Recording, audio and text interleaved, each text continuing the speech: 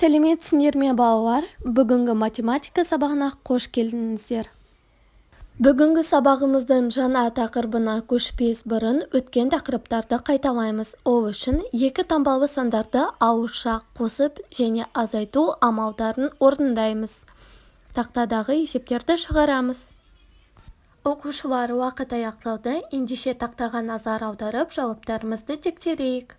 Жарайсыңдар, барлығында дұрыс орындадыңдар.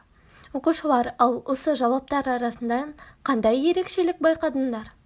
Дұрыс айтасыңдар, сендер екі таңбалы сандар арасынан үш таңбалы сандарды байқадыңдар. Ендеше бүгінгі тақырыбымыз көп таңбалы сандарды ауызша қосу және азайту тәсілдері. Бүгінгі тақырыбымызды түсіну үшін тақтаға назар аударайық. Сендердің алдарыңызда Қазақстан Республикасының картасы бейнеленген. Есеп. Қостанай қаласынан Нұр-Сұлтан қаласына дейінгі ара қашықтық 712 километрді құрайды.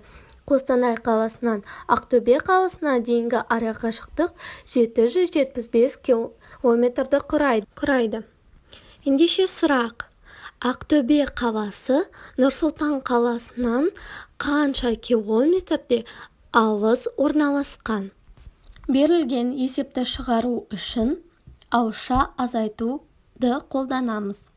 Ол үшін бірліктерді бірліктерден, ондықтарды ондықтардан, жүздіктерді жүздіктерден азайтамыз.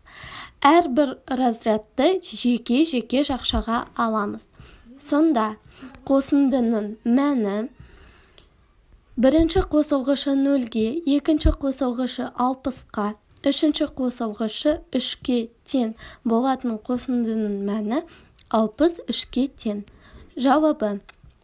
Ақтөбе қаласы Нұр-Сұлтан қаласынан 63 километрге алшақ орналасқан. Ауызша қосу амалын дәл осылай орындаймыз. Бірліктерді бірліктерге, ондықтарды ондықтарға, жүздіктерді жүздіктерге қосамыз.